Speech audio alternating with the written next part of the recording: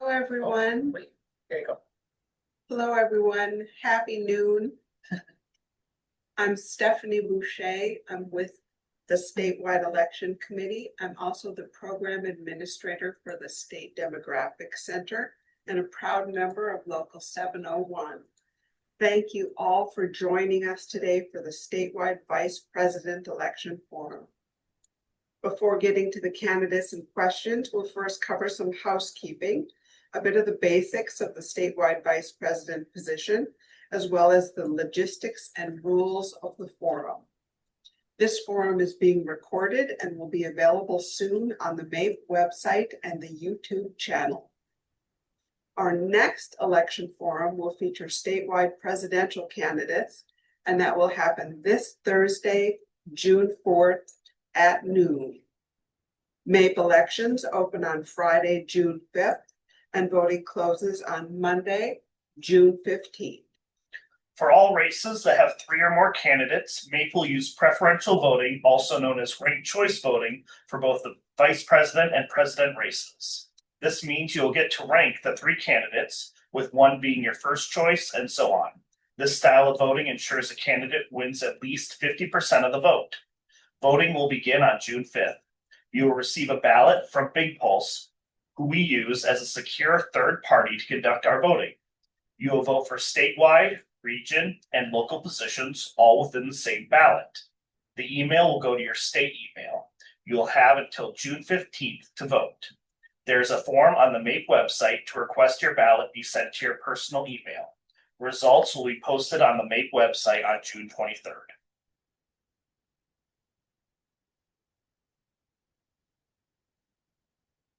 Kevin? Next slide, I believe. It is now time to begin the statewide vice presidential election forum. A little bit about the vice president position according to the MAPE bylaws. The vice president shall preside at meetings of the delegate assembly, board of directors, and executive committee at which the president is not in attendance. The chair of the job action committee and maintain the membership records, as well as perform other duties as directed by the president or board of directors. Slide. This year, 3 of our fellow MAPE members are running for the statewide vice president position. Maureen Dunaway, current speaker of the Meet and Confer chairs and member of the executive committee.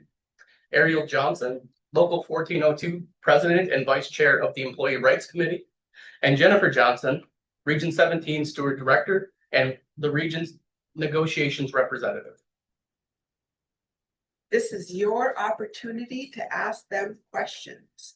You can submit questions in the Q&A box at the bottom of your Zoom screen. If we run out of time to answer all questions, you can also email the candidates directly. Each candidate will have 2 minutes for opening and closing statements, as well as to answer each question. You get a 10-second warning, which may seem a little obnoxious, but we have to keep to the time frame. When your time is up, your microphones will be muted. Candidates will wait until they are prompted to unmute and show their video. Only one candidate will have their video and microphone on at one time. A reminder that all candidates should conduct their campaigns in a manner that promotes the welfare of MAPE in a respectful manner.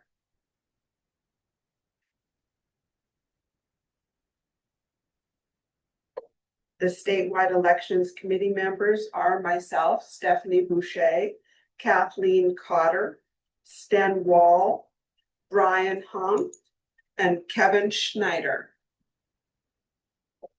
Special thank yous go to members of the statewide elections committee. Kathleen is our timekeeper, and Suzanne will be fielding member questions today. We're now looking forward to having all 3 candidates introduce themselves to you and explain why they would like to serve as MAPE's statewide vice president. Let's get started. Let's turn now to the introductory statements where we can learn more about each candidate and their plans for our union. Welcome, Maureen. You have 2 minutes for your opening statement. Hello, my name is Maureen Dunaway, and I'm running for statewide vice president. I work at Deed in unemployment insurance in St. Paul and have been there 16 years, all of them as a MAPE member. I'm currently the speaker of the Meet and Confer Chairs Committee, the Deed Meet and Confer Chair, and I am a steward. I have served as a negotiator and as a regional steward director. I'm running because I want to build power with all of you. Our power is in our people working together toward a common goal. We build it best when everyone has a seat at the table and we are working together towards those shared goals. Decision making should not leave anyone behind, and I commit to working with all of you to ensure everyone is properly represented. If elected, I intend to increase collaboration between stewards and the Meet and Confer committees. I will prioritize finding better solutions to issues with ADA accommodations and the respectful workplace policy. Stewards will be supported in their role and have access to training needed. We already do a really good job of this, and we will continue to provide the excellent education we have for stewards, expanding and adding opportunities to do training both inside and outside the metro area. The statewide vice president is also the strike captain. We will build power together by bringing back the Job Action Committee of local vice presidents, which hasn't met recently, and that will help with strike readiness. Local vice presidents will be given strike captain training and support as we work with all of our MAPE partners to support the negotiations committee for the win. I hope that I'm able to answer your questions today, and I look forward to hearing them as we move through this process. Thank you. Next up is Ariel. Ariel, you also have 2 minutes for your opening statement. Hi, my name is Ariel Johnson. I am the vice chair of the Employee Rights Committee. So with all of the turnover that's been happening with MAPE, I've been covering the ERC to make sure that we continue to represent our members through our stewarding activities. Part of that was also ensuring that the Steward Summit went off, and we had a lot of great success with that. So I'll speak more to that, I'm sure, with the future questions. I also am a regional steward co-director as well as the local 1402 president. I was a negotiator for the 23-25 contract. All of this to say I've been very active in our union for the last 5 years. I've worked for the Fond du Lac Terrebonne Community College for about 7 years. And again, I just have a lot of experiences in terms of how MAPE operates. What I see and what I hope to do as vice president is to not only do more boots on the ground, steward up and up down with educating, determining what our needs are, strengthening our contract and supporting our members, but also to build our membership and increase our strength. What I really want to see is more members feeling empowered to be part of our union, to make their voices heard, and to be part of that leadership that they want to see. I think right now we have a lot of great things going on with our union, but I feel it's very siloed, from the Employee Rights Committee to the Meet and Confer, to organizing, political council. All of those things are doing wonderful behind the scenes activities. I think we just need to bring all of that together. And as vice chair or as vice president, my goal would be not only to increase membership and engagement to strengthen those projects, but also to increase education out to not only our stewards, but also to our members. I want to make sure that there is concise education around things such as our contract language, what it means to be involved in the union, what the various committees are doing, and also strike readiness. I would also like to see, again, with the strengthening, increasing membership and our communication, just to make sure that we are not only ready for negotiations, but also for strike if that's necessary. Thank you.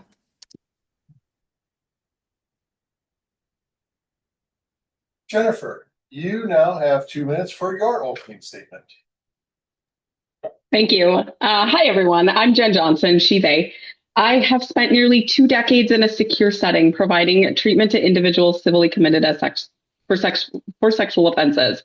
I've learned to see the best and the worst behaviors, to develop strong boundaries while offering second chances, and about the power of community and collaboration.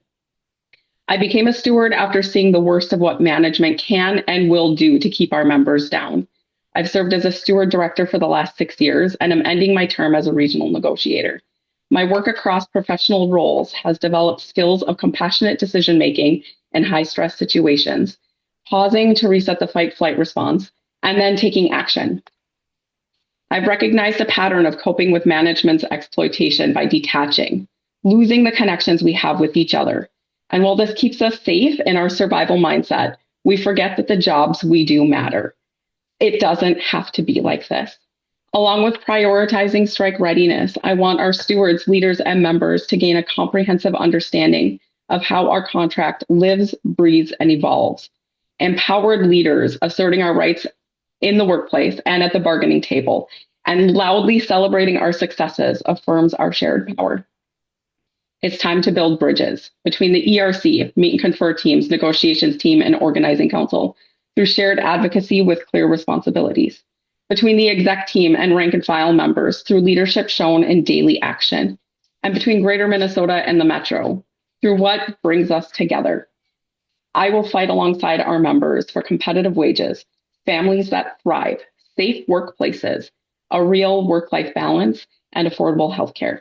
I'm ready to help our union to send the message to our elected leaders. They need our resources and labor, and our work is the backbone of our communities. I'm running for VP and to build a better tomorrow, and I invite you to join me. Another reminder, if you have a question for our candidates, please submit the questions using the Q&A box at the bottom of your Zoom screen. Our first question for the candidates involves motivation and values. It is a two-part question.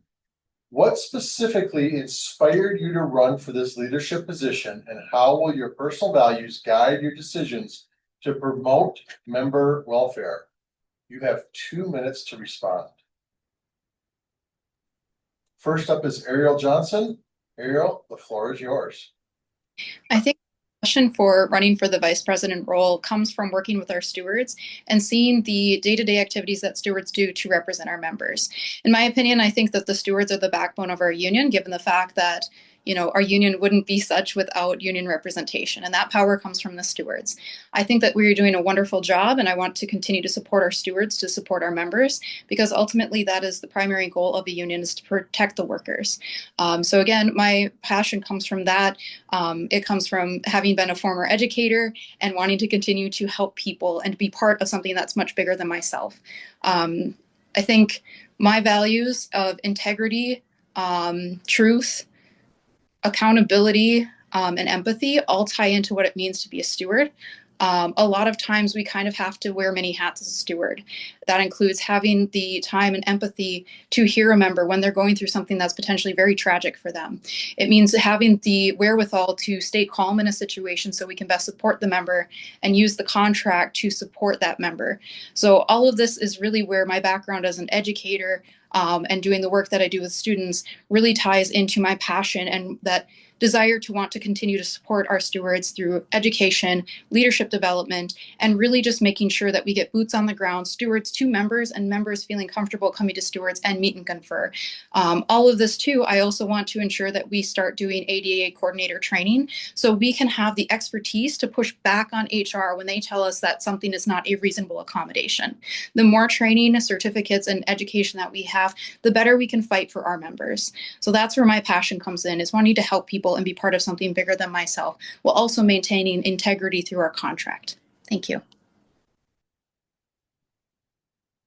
Next up will be Jennifer Johnson. Jennifer, the microphone is yours. Thank you. What specifically inspired me to run for vice president? Several things. This last negotiation cycle, day to day, just seeing how management will keep us down and keep sending the hits our way. MAPE is in a season of change, and there is conflict, and I am excited to see the growth that comes out of this conflict. Personal values, number one is integrity. Is what I'm doing and what I'm saying matching? I hold the same expectations for myself that I hold for others, and I totally expect people to keep me in check when I am not acting in that manner. And above all, everything comes back to our contract. If we don't have a union, we don't have a contract, and the contract are our rights in the workplace. And what better thing is to stand up and say, these are our rights. Thanks. Our third candidate will be Maureen Dunaway. Maureen, you also have 2 minutes.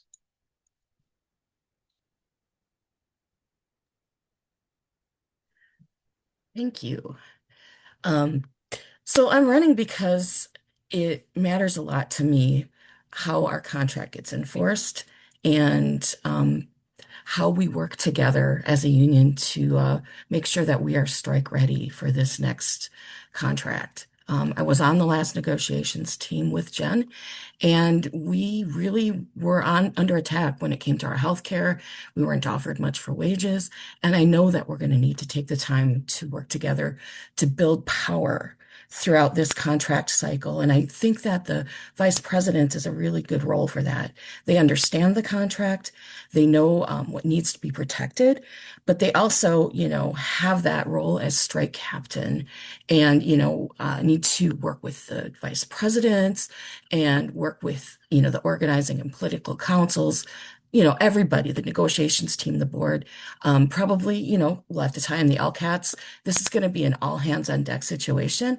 And collaboration is something that means a lot to me. I think that, like many people, I think that we're too siloed and that we need, to bring all these groups together to help get on message and do what we need to do to be strike ready, because it's likely that we may have to strike.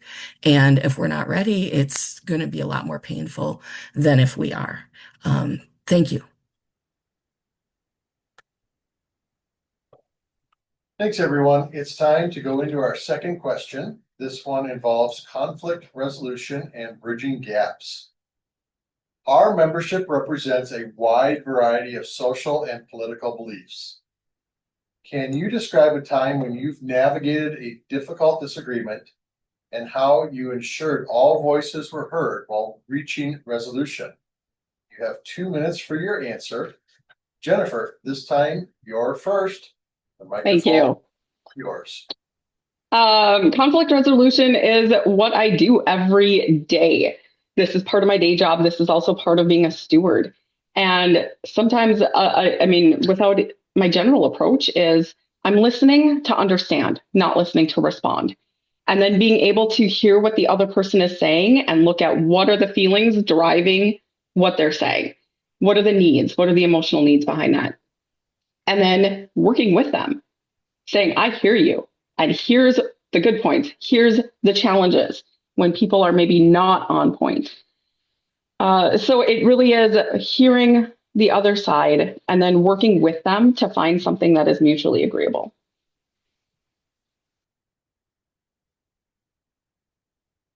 Maureen, you're next. The microphone is all yours. Conflict resolution can take a lot of forms. We're often in situations where we don't agree. Sometimes I'm trying to talk a member out of not dropping. A lot of times that conflict is across the meet and confer table, and we're trying to convince management that we're going to win something. So a good example of a time when I've done this is recently we've been meeting with our management about removing graciousness from our performance reviews. We had stewards approaching us that people were getting marked down on it. We've had to appeal a few performance reviews. We successfully removed this back in 2021, and it was unilaterally brought back. So we've been having discussions and explaining how people were impacted. And we just found out that they are going to be changing the measure to something more about how we conduct ourselves with the public and how pleasant and engaging we are, and they're not going to use the word graciousness. They're going to use terms like integrity and things like that. And that was something that we had a lot of disagreement on. They really felt that graciousness was a value that they wanted to portray, even though it tended to make folks who maybe were expected to be in the past more genteel and demure, like women and people of color, Oh, they're abusing the system. disadvantaged. And so it was an abused measure, and we got it removed. And it took a lot of discussion and explaining our side of things and showing why that was wrong. So thank you. That's one example I have. But it is something that I do have to conduct myself with quite a bit because I'm in a lot of spaces as the main confer speaker, and not everybody always agrees with me. Thanks. Ariel, it's your turn to answer the question. Could you please repeat the question? I was having some connectivity issues. Absolutely. Our membership represents a wide variety of social and political beliefs. Can you describe a time you navigated a difficult disagreement and how you ensured all voices were heard while reaching a resolution? Yeah, so I am in Greater Minnesota, Region 14, which is kind of the arrowhead of Minnesota. We have very politically diverse locals. We have the Iron Range, which is notoriously more right-leaning, and we have the North Shore, which is more so left-leaning. With that being said, though, I found that as a former negotiator, when my goal was communication and getting to know people, storytelling, one-on-ones, and just sharing like what made us interested in the union, what made us proud to be state workers, what made us proud to be community members. Sharing our stories and storytelling was a way for people to connect. So even when people kind of seem to lie on opposite ends of a spectrum, when they shared their stories, they were able to find commonalities, common ground. What brought them together? And that is something that I think is very crucial, not only in the work that we do as stewards, but when we start to think about negotiations, bringing people together, increasing our membership, and empowering our members to be engaged and involved and active, it comes from storytelling. What brought us to work for the state? What makes us do the work we want to do, even when sometimes it does kind of suck because management is pushing back on us. Even sometimes the perspective that the public has about us, where they don't feel that we're doing what they want us to do. I feel all of this ties into conflict resolution, in that we need to bring people together, tell our stories of what we do to the public, tell our stories to one another so we can understand each other, and really try to find that common ground of what brings us together, just like the Steward Summit was meant to be the great get together to remind ourselves of the work that we do and why we do it. I think we need to come back to having those open, sometimes uncomfortable conversations so we can really get to the root cause of what is causing this conflict. Is it because we hate each other? No, it's because we have differing opinions due to our lived experiences and our stories. But as we start to dive into that and to work together, we can find things that we can set a common goal. Thank you. It's time for our third member question. This time the topic is representational equity. How would you ensure your decisions reflect the diverse needs of members in both the metro area and greater Minnesota, particularly regarding equity and workplace flexibility? You each have 2 minutes to respond. Maureen, you're first. Take it away. Well, first of all, I think like some of the things that we offer, such as trainings and opportunities to do things with MAPE, need to be offered more widely to the greater Minnesota regions, whether we take those things out to the regions in order to offer that equity, or if we, bring a couple regions together and work with them. I think that that is something that we definitely have to work on. Things do tend to be, especially with the offering of training, a little too metrocentric. I think we also need to, as an executive committee, get out to the greater Minnesota, um, greater Metro too, but greater Minnesota particularly, to ensure that we're hearing their particular issues that might be different than those in the Metro. When we look at things like workplace flexibility, um, I think everybody has issues with not maybe always wanting to have a large commute. They want to be able to work from home. They want to be able to flex their hours. But that might look different for somebody in the metro area rather than somebody out in greater Minnesota who wants a job in the metro area and wants to be able to do that work remotely. And we need to be advocating for that as we advocate for the, flexibility around to office. I think that we need to be listening hard to what some of those issues out there in the greater Minnesota areas are. I know that there's problems with clinics and getting the tier 1 and tier 2 coverage that we have in the metro area. And, we should be, advocating with each other, but there's many things that we need to be listening about. Thanks. Ariel, the floor is all yours. I have a few things that I would like to focus on if I were elected as VP to kind of address the integrity and decision making, as well as trying to bring together Greater Minnesota with Metro and just creating that strong union. So for me, integrity is also about data-driven decision making. So for delegate assembly, what I did is sent off a survey out to my region to get dues paying member feedback, since it is an informal vote. So that way, when I'm making decisions, I have the data to prove this is what my region wanted. And I would apply that technique to the statewide level as well. So in my personal opinion, when we have a large decision to make, I would love to be able to do listening sessions and surveys like that to be able to make informed decisions.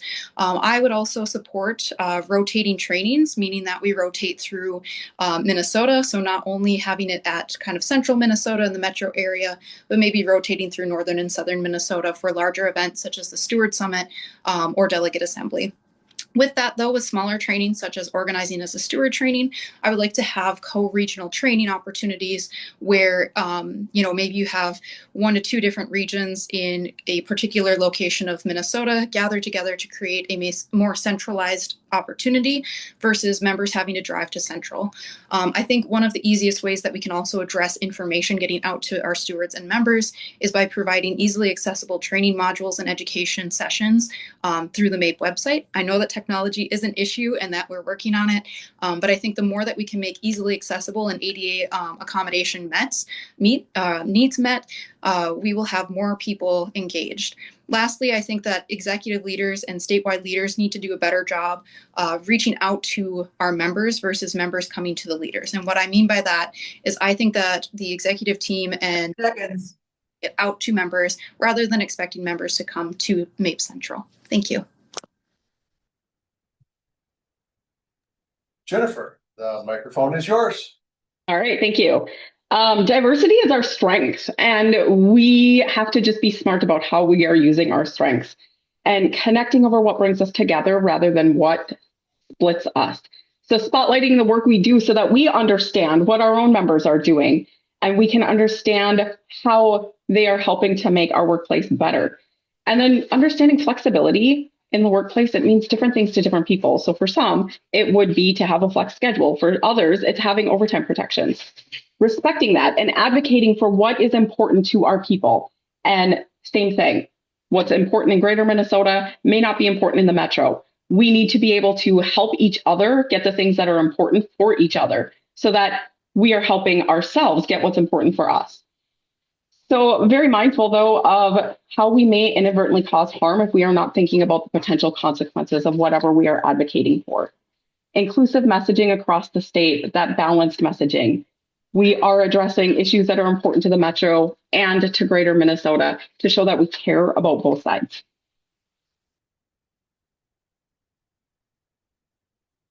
It's time for member question number 4. This one involves action readiness. As the chair of the Job Action Committee, what is your vision for preparing the membership to take collective action during challenging negotiation cycles? Ariel, you'll be first this time. The floor is yours. So as I was noting before, in terms of addressing diversity and integrity, is making sure that we start to get leadership out to our locals and out to our members. So that way we can start to give them the opportunities to tell their stories and to really listen to what their priorities and needs are. I think that one of the big things that we also need to establish if we're thinking about being strike ready is a rapid response system. What this means for me is I kind of picture it as a spider web where we have one leader or one kind of primary contact person reach out to 10 people. Those 10 people reach out to another 10 people. I know that's the system that we've set up with the contract action team, but rather than doing emails and kind of that slower messaging, I think we need a more rapid response through things like the text alert system. With that, though, we do need to make sure that we have solidified messaging. So that way, when we are taking actions, it's a real quick and simple, this is the action, this is why, to make sure that the media doesn't pick up on these messages and spin them like they did with the return to office mandate. I really want to make sure that we start to engage people more by seeing what their priorities are and also meeting them where they at. I think a large thing that we need to start working on as well is really meeting people where they're at in the sense of not expecting them to join for a rally as their first ask is what we call it with organizing, but rather to invite them to something smaller like, hey, let's do a get together, and maybe have a lunch together. Come and see, what the union is about and ask me questions. I think those smaller asks will build into that trust and rapport that we need to be able to make bigger asks of our members of, hey, now that you've, attended a few fun events, we want you to maybe help with phone banking, or we want you to show up at a rally to help with this petition. We need to start developing those things now so we are best prepared for negotiations and the potential that we need to go on strike to fight for the best contract that we can. Thank you. 10 seconds. Up next is Jennifer. Go ahead and make your microphone live. All right. So as the vice president, you function in many, many different roles, especially when we are going into negotiations and potentially a strike. So making sure that the presidential duties are covered, making sure that business needs are met and our staff are able to do their jobs to support our members. But also, just collaborating and coordinating between all of the different groups. Has to have the skill to delegate, cannot do everything on their own. But I think most importantly, trusting that others are going to do their jobs. This is what they've signed up for. This is what they're passionate about. And I'm thinking about the organizing council and the political council right now, because we have some amazing members leading those groups. And I trust that they are doing their job in the best interest of all of our members. Maureen, it's your turn to answer question 4. Let's try that again. So the president is, the leader of negotiations, and the vice president is the strike captain.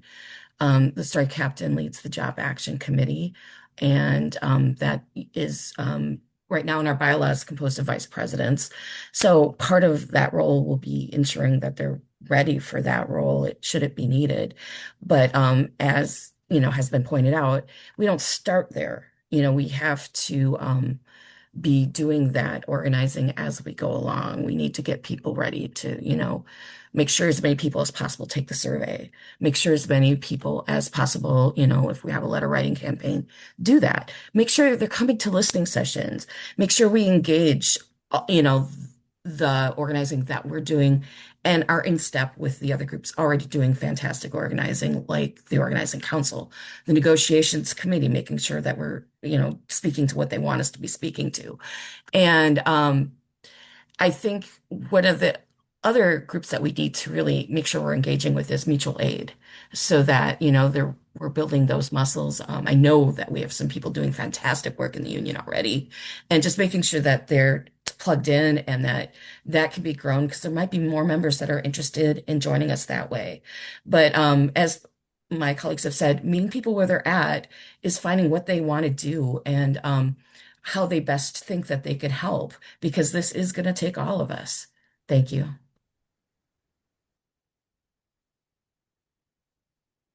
It's time for question 5. Building power is the topic of this question. What do you see as MAPE's role in partnering with other organizations to build power, and how will you lead those efforts? You'll each have 2 minutes to respond to this one as well. Jennifer, we'd like to hear from you first. MAPE, I think, has started to make some good strides with really starting to open that relationship with AFSCME during the last contract cycle. I think we absolutely have a responsibility to partner with our sibling unions, with our healthcare coalition, and also with the community. So the community has to understand what we do and the members that we represent and how that impacts their lives. I think building power starts with building our members up and spotlighting the good work we do. Up next is Maureen. The floor is yours. Yes, Jen did say a lot of it already. I mean, we have to work with AFSCME. We've been making some strides there. We do have a coalition building work group within the board that I'm sure we'll need to stay engaged with as we move forward. We've shown up on the line for other unions around town, and we'll need to work with them so that they can show up for us if needed. I know our meet and confers have been including other unions in some of their resolutions, and that engagement and that relationship building is super important. Um, and also, yes, we do need to get the public on our side. I mean, if we end up having to go on strike, we want them to be sympathetic to that. We want them to understand just how important the work that we do. Our members across the state do some fantastic work. Our water is clean. We don't have infectious diseases. People get paid on time from unemployment, things like that, because our programs are good. And we work really hard for them and we're there for them. And I think that we need to find ways to spotlight that and make sure that people see that. I mean, our slogan for a long time was Minnesota works because we do. And I think that that is true. Um, so yes, all those things need to happen. We need to be working with our partner unions, and we need to be showing the public that this is really important, that supporting us supports them in the long run. Thank you. Ariel, the microphone is yours. So I think we need to start working on building power now. And what that looks like to me is starting to get, the spotlight on our members that are doing the good work, not only in their state job, but also what they're doing in the community.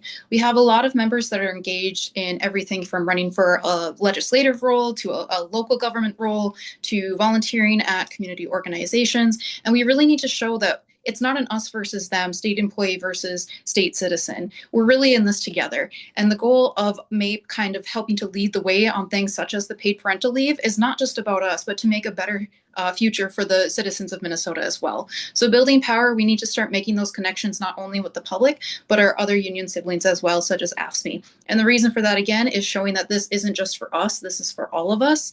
And also to, continue to strengthen our union network so that way if we do go on strike, we have the supports that we need, right? If we go on strike, we're not getting paid. We need to have people that will help support us with paying our bills, helping us with food, things like that, but also standing with us on the line. So we need to start connecting more so and building our power through those networks of engagement, volunteering, helping other unions when they're on strike or when they're bargaining, to really show again that solidarity of what makes us union members, not just within MAPE, but across other bargaining units as well. And again, just really highlighting that building our power isn't just about MAPE employees, but it's also about building our power for the citizens of Minnesota to create a better future for the citizens of Minnesota. Thank you. Member question 6. You'll each have 2 minutes to respond to this. This time we're going to go with a question from the Q&A that people have submitted. And we are going to ask, describe a situation where members or stewards were confused, uncertain, or had concerns about a new program, policy, or aspect of the contract.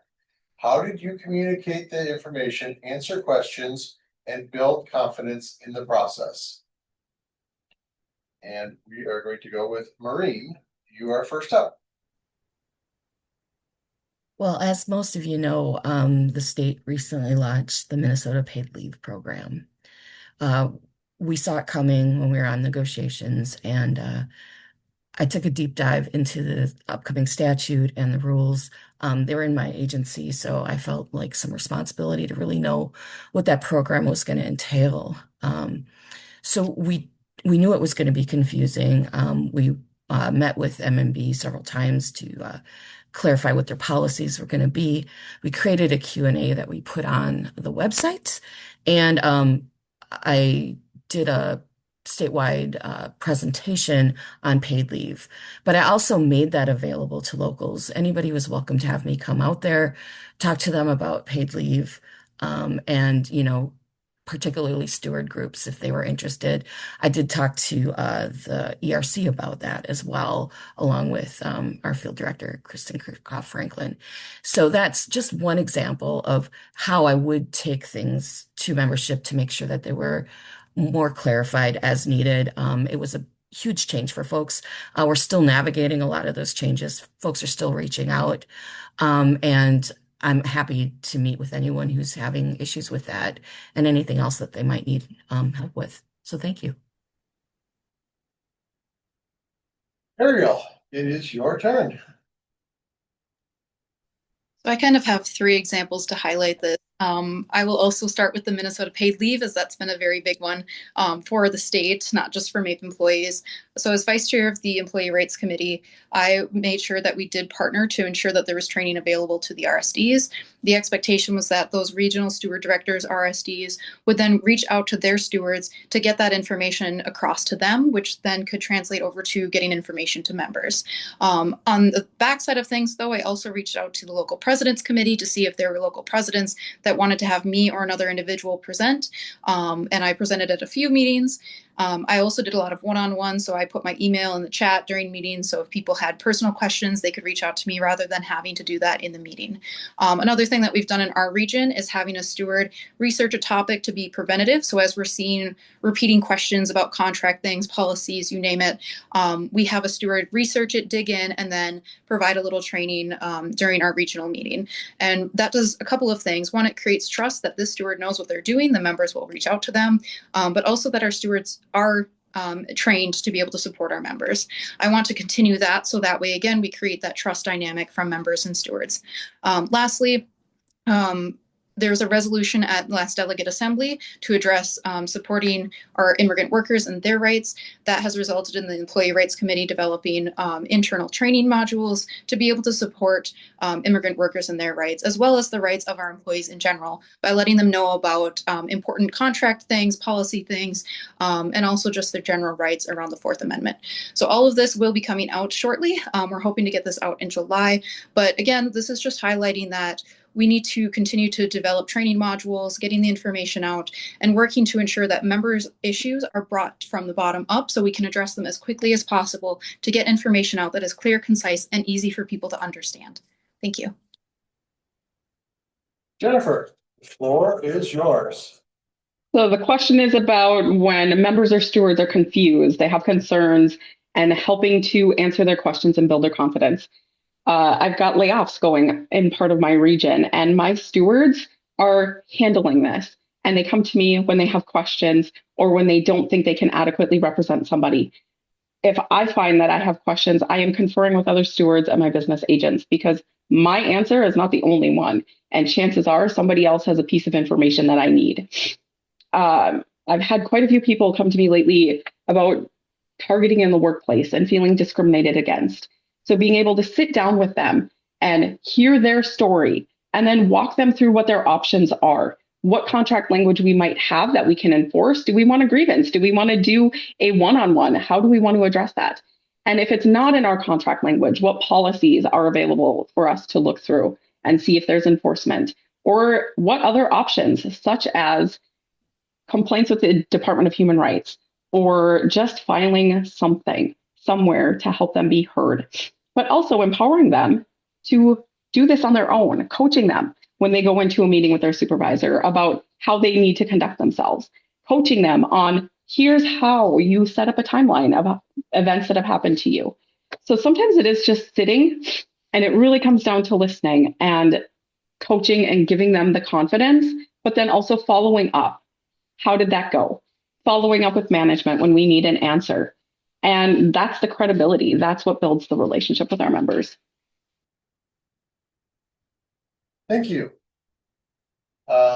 We have breezed through this, so we are actually going to add a seventh question to this. Ariel will be the first to answer it. Talk about your experience with strike readiness. Ariel? Okay, I think I'm off mute now. Strike readiness. So I have attended the informational sessions about strike readiness. I think that we have a lot of work that we need to do in talking about strike readiness among the membership. I think the biggest thing that I would recommend, just given my own personal experience of having been a negotiator, is that people really need to understand, how does negotiations work? What's the process? And at what point do we start to engage in conversations around going on strike? So again, from my personal experience as a former negotiator, I think that was the most telling as to the process of what it means to be strike ready. We have to look at our standing with the public. We have to look at our standing with other unions. Primarily, we need to look at internal strength. What does our membership look like, and are they ready to act? Last round of negotiations, I think, was the closest we came to being strike ready and actually going on strike. The reason I say that is people were very upset, and rightfully so, about the healthcare proposals MMB brought forth. With that, though, strike readiness to me also means communication, direct one-on-one interactions, and understanding what are people willing to go on strike for. That also came from my role as a negotiator, where we were looking at, worst case scenario, best case scenario, and what are we willing to tolerate in terms of contract negotiations and our tentative agreement. So all of this to be said is we need data-driven information connecting with our members to see what they're wanting to, or what they'd be willing to strike for and what they'd be willing to tolerate, and really making sure that our members are engaged. They know what's happening. They have the correct information. It's a unified message that's getting sent out to our members, and members have a direct ability to communicate their priorities from, their local leadership up through negotiations. So there's a lot that's involved in being strike ready. And I think that there's just a lot of information that we need to start preparing to make sure our members are aware of what that looks like. So again, I can speak to my personal experiences. 10 seconds. But I think we have a lot more work that we need to do to get others on board. Thank you. Jennifer, you have 2 minutes to talk about your experience with strike readiness. Probably the closest I've been is this last contract cycle. We were really starting to amp up for a strike, especially over healthcare. Really, when it came down to it, I don't think we had the member power, and that led the negotiations team to make the decisions that we did. With being the strike captain and leading the VPs as local strike captains, I need to understand my role and what's expected of me, and I need to make sure that I'm following through on those expectations. Working with others to do their job. Our organizing council is amazing. They are really starting to ramp up that outreach right now. No strike is a single issue. And at this point in time, a strike is a when and not an if. So we have to be really focused on what is in our contract and what rights are we trying to expand without losing, and really representing everybody. Everybody has to have something invested at that table, and we need to stand up together for that. So it comes back to, how do we build a better tomorrow for our members? Thanks. Maureen, you'll be the last to answer. Gosh, this is such a complicated answer. It's hard to do it in 2 minutes, but I'll do my best. We did some assessments last time.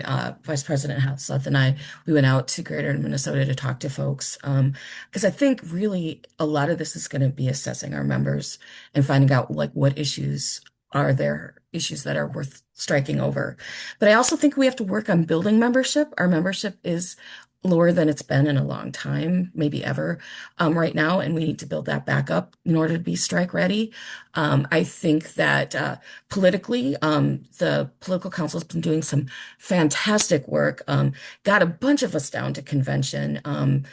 People got elected all over the state as delegates, and, they got to, meet with legislators, and, yes, we were endorsing, but we were also, talking to people, because I think one of the things that'll be important to maybe pass this next legislative cycle is unemployment for striking workers. That will help ease, our members on what they need. And overall, just, making sure that we know, yes, the vice president is the strike captain. I've been talking about how that job action committee needs to be built, and that the vice presidents need to be ready, and we need to have those networks built internally. All those things are going to need to happen, along with the coalition building with AFSCME, along with the coalition building with the other unions. We've showed up and given them support. Are they going to show up and give us support? Those kinds of things. All of that needs to happen for us to be strike ready. Thank you. Thank you to our 3 candidates. It's now time for closing statements. You'll each have 2 minutes for this. And we're going to actually just reverse the order from the opening statements, but it happened to fit with the order that we just ended with. So Jennifer, you're going to be first. Thank you. My name is Jen Johnson. I am a clinical program therapist at the Minnesota Sex Offender Program. I'm a regional steward director. I'm a volunteer EMS provider, and I'm a mom to a teenager. I know what it means to stay calm under pressure, and this skill has prepared me for the role of VP. Our members need leaders that have a proven history of making sound decisions in high pressure situations, can balance multiple complex roles, and maintain the vision and passion for what our union can be. Your vote is your voice, and I ask you to join your voice with mine. Your work matters, and I know that together we can prove it. Ariel, it's your turn. The microphone is all yours. So thank you all again for attending today. My name again is Ariel Johnson.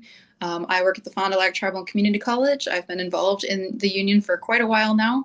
I originally joined the union to find my sense of community when I was pregnant with my son. So I keep track of how long I've been involved by how old he is, and he's 5 now. I've been a single mom for most of that. And what I found is the union was my village when I felt I had nowhere else to go. The union was there for me when I needed a shoulder to cry on and people to rely on. And I want to give back to the union in the way that it gave to me in my times of need.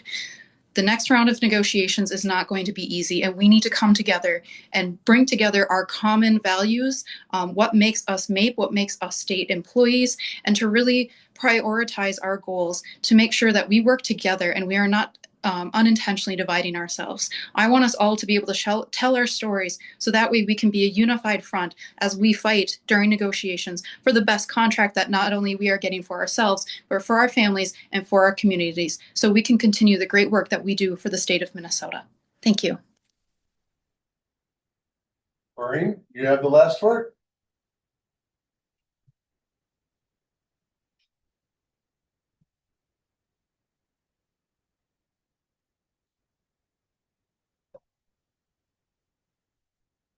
Did we lose you, Maureen?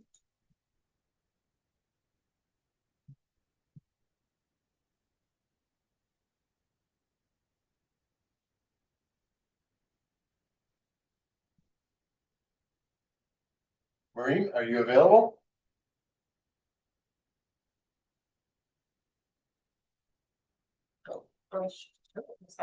Oh no, it looks like she had connection issues. We're gonna give it a 30-45 seconds here to see if she reconnects. There she is. Maureen, thank you for reconnecting. I'm so sorry, I got booted. I'm not sure why. Yep, go ahead and do your closing statement. Well, that was frustrating. Sorry about that. What I was trying to say was I really hope that you choose to vote for me because I've been open and collaborative in my current position. I want to build power. I think I've outlined very much how I want to do that. I want to continue to be accessible, transparent, and collaborative with all of you. We will build our strike readiness together. We will have the education needed. We will make sure we provide that. I will continue working with the education pillar to make sure that we're getting that training out to everyone. I'll make sure that our stewards are trained well and that we meet the moment where it's at, and we support all the groups that need our support so that come next contract, we are a union that is strike ready and ready to go.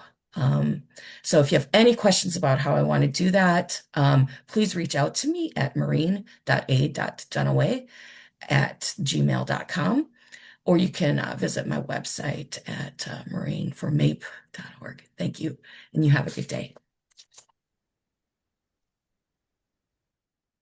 This wraps up MAPE's statewide Vice President Election Forum.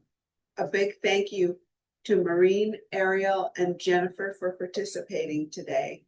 And thanks also to all of you who watched the forum and sent in questions. MAPE elections take place June 5th through June 15th. So make sure you vote for the candidate who impressed you the most today for the statewide vice president position. Also on the ballot will be the statewide president, some negotiations representatives, delegates for delegate assembly, and contested local races. Thanks again for watching today's election forum, and thanks for all you do for Minnesota and MAPE. Have a good rest of your afternoon.